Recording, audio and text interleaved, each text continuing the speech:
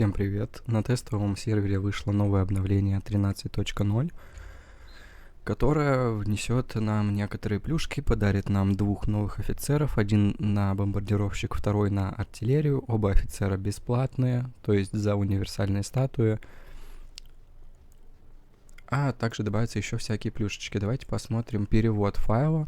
Да, то есть перевод может быть корявым, потому что нам эту информацию кидают на английском языке, а формулировки из игры зачастую перевести очень сложно некоторые. Итак, у нас новая карта Гавайи. Ля-ля-ля, это все про новую карту. Можете почитать, мне это все не так важно, как бы она выйдет, и так все увидим. Вот.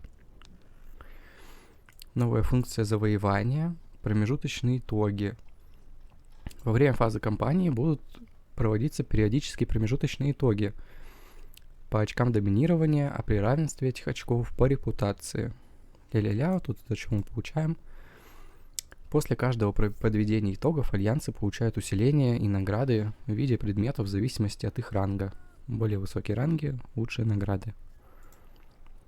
Вот, то есть у нас будет некоторый еще дополнительный рейтинг альянсов, я так понимаю, которые будут по мере завоевания насыпать нам наград, усилений и так далее. Интересно, классно, тем более у нас столько всего в игре нового добавляется все время, у нас 5-е поколение офицеров, у нас новых офицеров, просто, пиздец, какое количество. У нас морские юниты надо качать, у нас воздух вновь стал просто мега актуальным, нам надо всем качать воздух. И каждая плюшечка, каждая копеечка нам каждая нужна. Ля-ля-ля, новая прогрессия в завоевании руководства по тропической войне.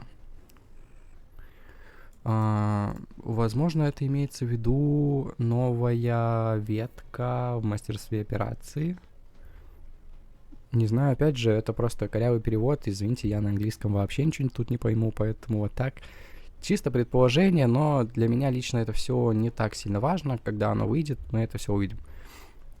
Операция «Ловец шпионов». Вот, у нас открыт в нашем поиске шпионов, или как он, в контрразведчике, новый доп. Режим появляется, режим натиска.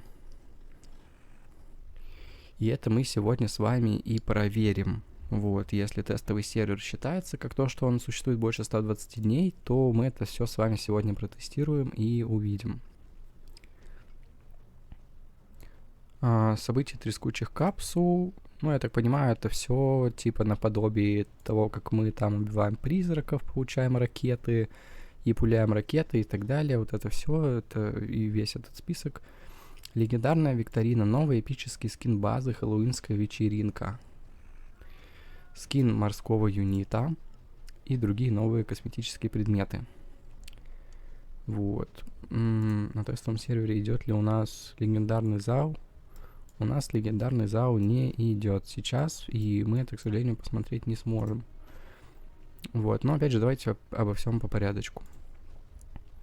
Тут всякие торты и так далее, наступательный рывок. Вот, во время фазы, вот это интересное обновление, во время фазы подбора завоевания высшее командование сравнивает общую силу альянсов на одном поле боя и активирует событие наступательный рывок для альянсов, находящихся в значительном невыгодном положении, то есть условно, если, в теории, как это может работать, да, так скажем, допустим, у нас против нас играют там, условно, типы, у которых там у всех, у половины альянса коллекционер 30+, а у вас в альянсе одни фри-то-плей игроки, и вы получаете некоторые бонусы. Вот, выполнять задания, получать всякие награды и дополнительные бонусы для усиления вас на поле боя. Это очень интересно, то есть это прям видится как то, что хорошо. Вот. И переходим к самому сладенькому, новые офицеры. Это все мы сейчас все посмотрим сразу у нас на практике. И будем читать, и все, тут больше ничего нет. Оптимизация, да, мы можем развернуть список офицеров, теперь у нас есть фильтрация по этому списку, что очень хорошо. И тут изменилось требование разблокировки мулянь. Это все не важно. Так, давайте перейдем к нашим новым офицерам.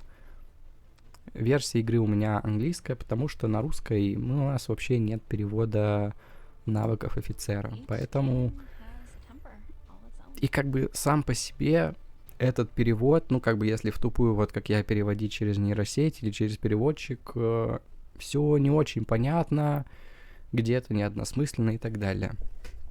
Вот, но давайте попробуем прочитать.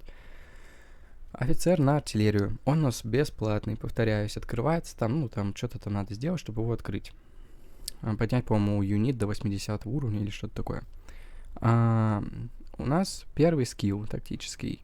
Коэффициент урона 2200. И дальше у нас этот коэффициент. Давайте сейчас сразу найдем этого офицера. Вот. Если отряд этого офицера находится в гарнизоне, то коэффициент урона увеличивается на 50%. То есть будет не 2200, а 3300 уже. Но есть также дополнение этого навыка. Усиленный урон навыком будет разделен с одним вражеским отрядом в пределах 2 клеток карты. Если в этом радиусе нет вражеских отрядов, урон не делится. Как это может работать? Это может... надо смотреть на практике, но предварительно это может работать как мы кидаем в один юнит 2200 и еще 1100 в соседний юнит. Либо это может работать, как мы кидаем по 1650 в каждый юнит, то есть, в основной, в который мы стреляем, и в соседний.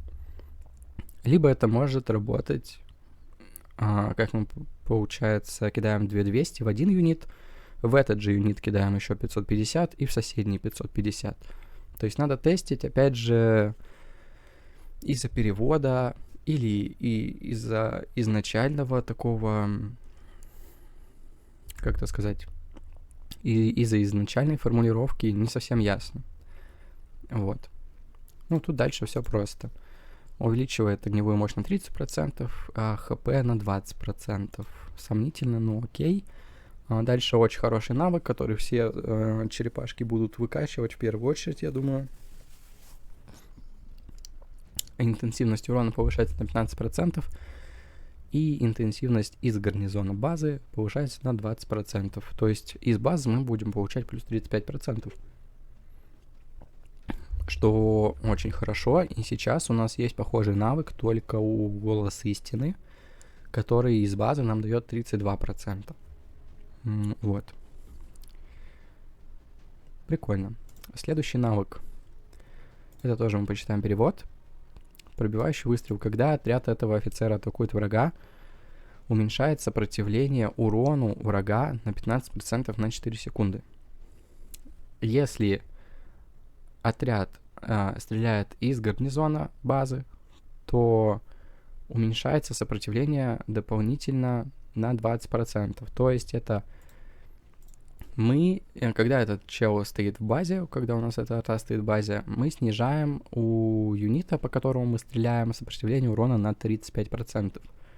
Да, то есть у нас там все люди вешают там сопротивление 20%, 25% вроде если есть, или 15% сопротивления урону. Все стараются нацепить на свой танкующий юнит, а мы это типа нерфим в обратную сторону. Вот, и смотрим пробужденный скилл. Чудо-снаряд. Когда артиллерийский отряд этого офицера атакует врага со щитом, то наносит навыком урон, который игнорирует коэффициент щита, который игнорирует щит и дает коэффициент 600. Может сработать раз в 2 секунды. То есть у нас есть какой-то шанс, или не шанс, или каждые 2 секунды мы стабильно наносим противникам со включенным щитом. Каждые 2 секунды мы наносим 600 коэффициент урона, который у нас идет под щитом. То есть полезно? Полезно. Вот. И для чего же у нас этот офицер? В будущем обязательно я сделаю тесты, потому что очень интересно. У меня есть 2 аккаунта на тестовом сервере, и мы будем тестировать его против разных сетапов. Вот. Сейчас предварительно можно сказать, что это вешается соответственно, только на арту в базе или на флаг в базе. То есть на Катюше это вообще непонятно что.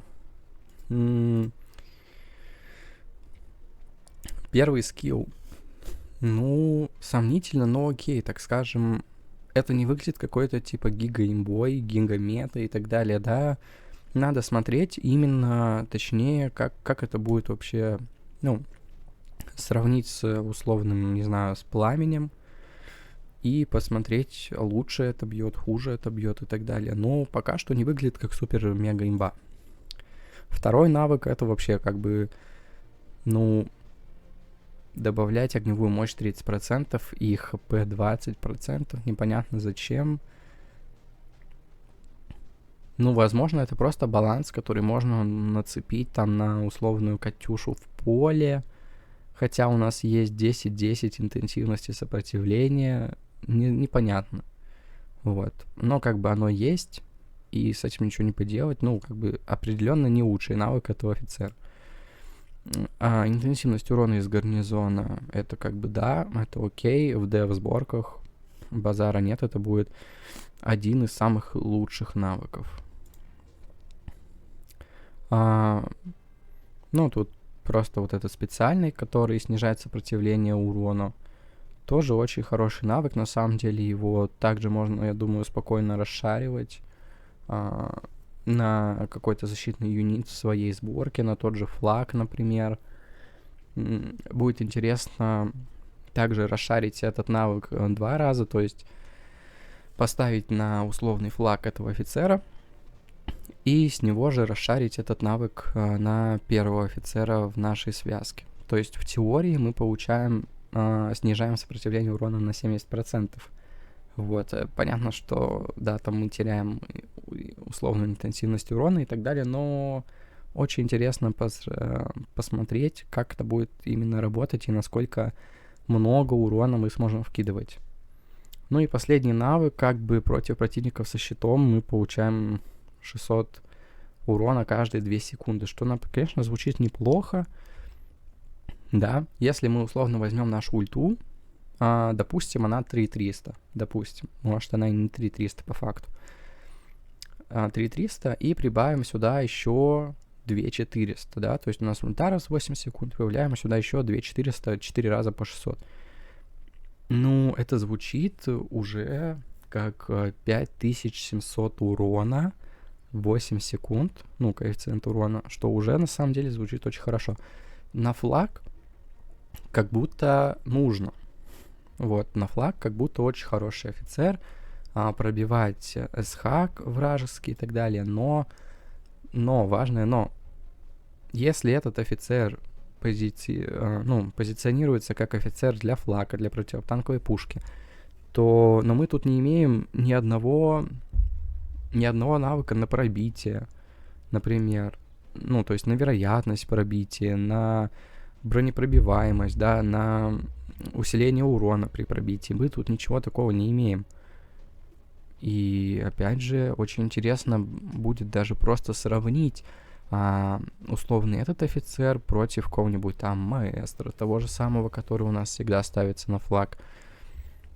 То есть офицер неоднозначный, у него есть хорошие навыки, скорее всего, он нужен в полных и будет актуален, да, в полных сетапах, а может быть даже в сетапах, где 2 флага стоит. То есть надо смотреть, надо тестировать, но как бы прям не могу сказать, что это однозначная имба, не контрится и так далее. Просто типа окей, скажем, что это хороший офицер. Следующий у нас офицер на бомбер. Тут у нас все еще сложнее, потому что тут у нас описываются всякие новые механики, ну, условно новые. И в переводчике это все звучит, ну, просто ужасно и непонятно.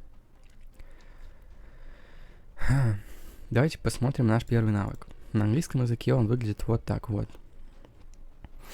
В переводе. Каждый бомбовый удар наносит навыком урон цели дважды, коэффициент урона 1100. Урон уменьшается на 20% за каждую дополнительную пораженную цель. каждый раз, когда отряд этого офицера наносит урон, цель оказывается в ловушке на 2 секунды. Повторное срабатывание сбрасывает длительность ловушки. То есть, это офицер, который, когда он бьет, он наносит дважды урон по цели, коэффициент 1100. Для чего существует вот это понятие, как дважды наносит урон? Какая разница? Типа, было бы тут 2200 или 1100 умноженное на 2. В чем прикол вот этой строчки? Пока мне непонятно. Опять же, возможно, надо делать тесты, смотреть, как будет на свободное время. Обязательно это все сделаю, расскажу и так далее. Возможно, даже в формате шортсов. Просто, типа, как работает этот навык, и все. Ну и цель оказывается в ловушке. То есть это у нас, возможно, какой-то аналог обездвиживания, как у нас делает Эль Картера. Да, где вот у нас вот этот вот сладенький. Да, тут тоже траппинг на 2 секунды. И только тут еще поджигание. Это очень хорошо, потому что Эль Картера очень интересный офицер, и с ним очень хочется играть, и люди, у которых точечный бомбардировщик советский, люди, которые контрят какие-то шальные эльки, МБшки, вертолеты, которые там что-то летают, кого-то крысят и так далее. Эль Картера незаменимый офицер в этом плане. И у нас появился наконец-то офицер, который также будет стопить врагов. Только этот офицер уже будет актуален по поколению. Вот. Такой у нас первый скилл. Не совсем понятно, для чего урон умножается на 2. То есть зачем у нас дважды наносит урон цели, в чем проблема нанести его один раз, непонятно, будем смотреть, тестировать. Второй скилл. Интенсивность урона отряда бомбардировщиков на 15%. И, то есть это 15% и на войска, и на базы. А при атаке вражеского отряда, то есть конкретно войска, усиливается дополнительно на 15%. То есть у нас 30% против вражеских войск. Хороший офицер, отличный. Тут у нас сопротивление урона на 25%. Отличный скилл, который можно расшаривать в любую сборку, особенно в защитную. Прям скилл замечательный, просто конфетка сочная. Ну и у нас следующий буст огневой мощи и буст ОЗ. То есть огневая мощь на 35%, ХП на 15%. Ну, скажем, сомнительно, но окей. Да, то есть, в принципе, цифры неплохие, цифры подходят для 5-го поколения, так скажем, но огневая мощь и ОЗ, они, конечно, уже на более-менее прокачанных аккаунтах, они дают совсем маленький буст вашему урону и вашей реальной хпшке. Ну и смотрим пробуждение. Пробуждение у нас такое же, как наш первый навык, только с определенными изменениями. Каждый бомбардировщик носит урон цели коэффициент 1100 и наносит урон по области до 2 вражеских отрядов. То есть, если у нас в первом не было никакого урона по области, то в пробуждении у нас есть урон по области. Надо тестить, значит ли это, что наш условный точечный бомбер с этим навыком сможет наносить урон сразу нескольким войскам, будет интересно, да, то есть, 2 вместо 1. Или это повысит еще радиус Либерти бомбардировки. Да, например, у нас было... Сколько у нас было? 7 клеток, а станет 8. То есть это все интересно, надо смотреть, надо тестить. Но однозначно отличный баф на защиту, который зайдет, типа, условно любому истребителю. И особенно защитным сочетанием. То есть там на Гаране, Лис, это прям пушечка будет. То есть истребители, которые залетают перед бомбардировщиками, получат шикарный бонус. Вот, по офицерам прошлись. Дальше мы зайдем, давайте дальше мы зайдем в музей. Покажу вам, что у нас в музее. А в музее у нас... Ну, я пропустил, но у меня остался скрин. Я его прямо здесь вставлю, скриншот того, что будет в музее в это время. Это будет грузовик, который нам дает бонус огневой мощи и бонус КЗ базы за 3600 билетиков. Зайдем посмотреть скины. Какие скины нас ждут? Я честно вам скажу, что в скинах я почти не шарю. То есть я не увлекаюсь, я играю без доната, поэтому на скины мне смотреть не приходится. Что дадут, что повезет где-то достать, с тем я и буду играть. И уж собирать коллекции — это очень, очень редкость большая для меня. У нас хэллоуинские эффекты базы, которые, когда мы все соберем, за весь сет нам дадут ОЗ плюс 2% и баз ХП плюс 1%. Сами эффекты у нас дают ХП базы 4%, урон гарнизона 2% и сопротивление урону базы 2%. Давайте их посмотрим. Они должны выглядеть как-то очень красиво по тому, что мне говорили. Вот у нас появление базы.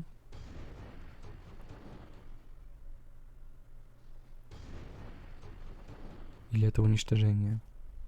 Это уничтожение базы. Ну, прикольно. На самом деле, опять же, есть большое преимущество этого эффекта, потому что условно вас убивают, и вы с большей долей вероятности успеете спрятать свои войска перед тем, как по ним начнут стрелять враги.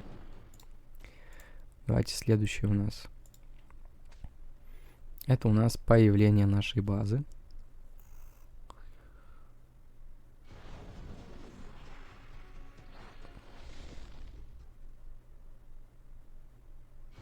Это Airlift, да, то есть это воздушная перевозка, эффект воздушной перевозки. Ну, окей, не выглядит как что-то особенное. Звуковое сопровождение, прикольно. И это постройка базы. Или это сворачивание базы.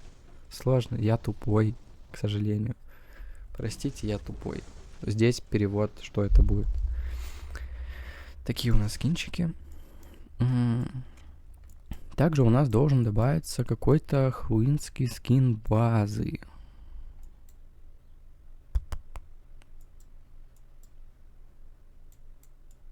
Пу-пу-пу.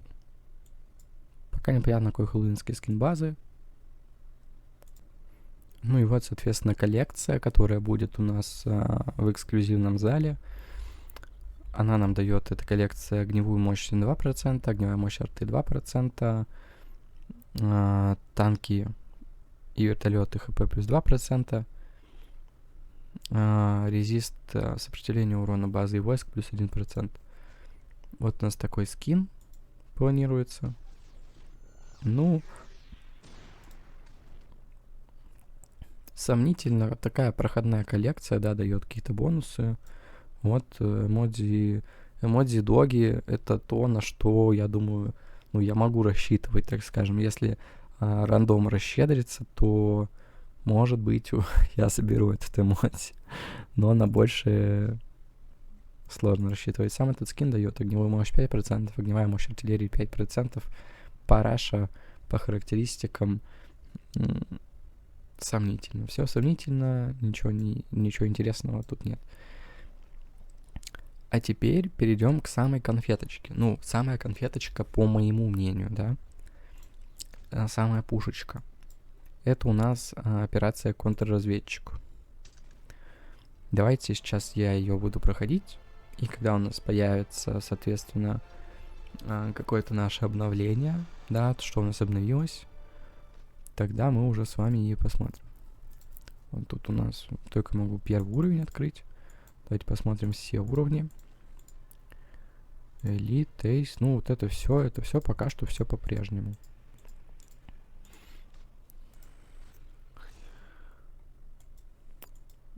Благо с энергией тут проблем нет, а с войсками проблемы есть.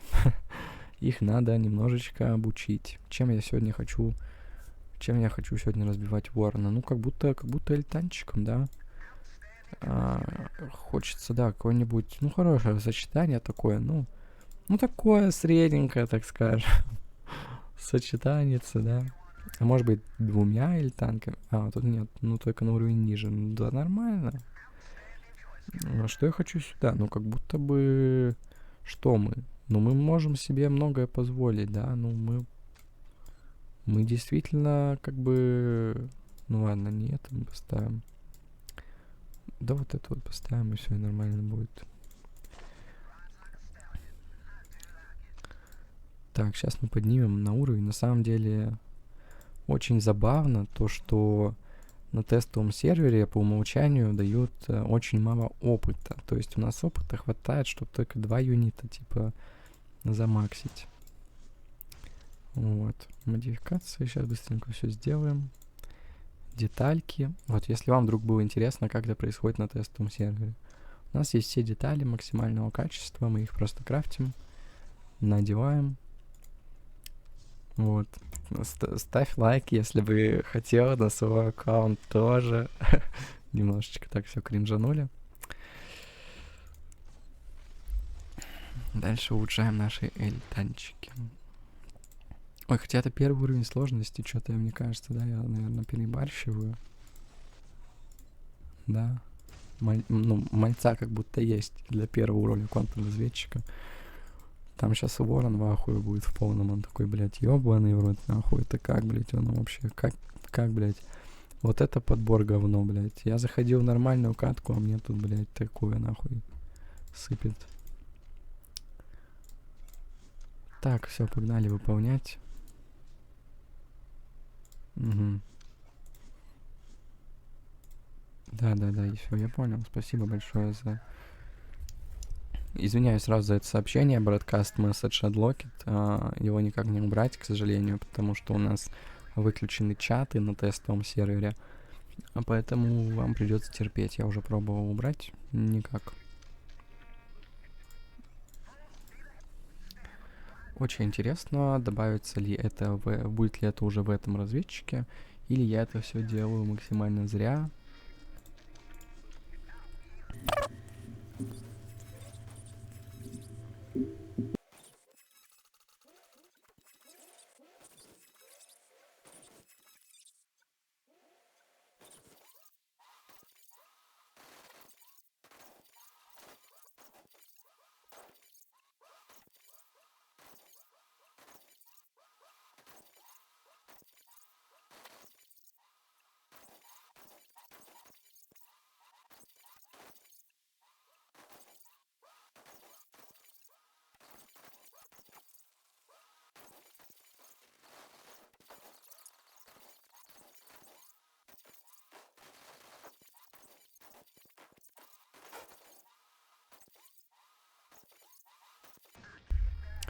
И вот начинается самый интересный для меня момент.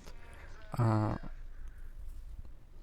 это будет выглядеть, соответственно, и будет ли это выглядеть в нашей ситуации вообще. Вот мы уничтожаем последний 50-й бункер. И сейчас мы посмотрим, будет ли у нас что-то сразу после этого. Ну, смотрите, пока нам ничего не предлагают. Заходим в... Так, это, извиняюсь, мискликнул. Заходим в контрразведчик. Получаем награды. И все завершено.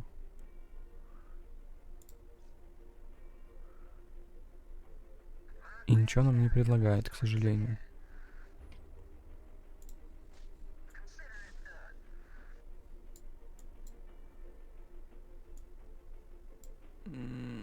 И тут тоже ничего про новых шпионов тоже тут ничего не рассказано. Грустно, на самом деле. Почему это может быть? Может быть, конкретно это обновление еще не... То есть они его уже писали про него еще в прошлом обновлении, да, которое у нас было 12.6, и там этого не было по итогу, не случилось. А здесь тоже пока что нет. Либо Возможно, оно открывается только на последнем уровне шпионов, и оно мне просто не показывается. Но тогда почему в инфо ничего не сказано про это дело? Да, то есть это я вам сейчас хотел показать, как выглядит, соответственно, вот этот... Где у нас вот этот пунктик? Угу. Вот он, режим натиска. Да, из операции «Ловец шпионов». Обычный режим, секретный бункер, 50 уровня и так далее. После того, как ваш сервер работает, вы можете выбрать между обычным режимом и режимом натиска. Скорее всего, тут просто тестовый сервер, он не считается как за то, что он существует больше 120 дней. То есть он под каждую обнову делается с нуля, и из-за этого, к сожалению, увидеть, как будет выглядеть это обновление, к сожалению, не получится. Придется нам это все видеть только своими глазками через месяц, в октябре. Да, это будет у нас примерно там что-то где-то там 10 октября, плюс-минус, опять же, я не знаю дат. Грустно, что мы это с вами не посмотрели, но на этом обзор обновления заканчивается. Ждите видосиков с тестами новых офицеров. Вот. Также под каждым видео есть ссылочка на Boosty. Там нет подписки. Это просто сервис, где вы можете оставить мне какой-то донат с любой карты, из-за границы, из России и так далее. Мне это все придет в ту же секунду. Можете скинуться мне на новый SSD-шник. Вот, потому что, к сожалению, мне приходится удалять мои старые видео с компьютера, мои всякие материалы, потому что у меня просто нет места, к сожалению. Вот. В общем, сбор средств открыт. Если вы хотите мне помочь, если вдруг мои видео были для вас полезны, вы что-то из них для себя подчеркнули, научились чему-то новому, буду очень рад получить вашу финансовую благодарность. Всем спасибо, всем пока.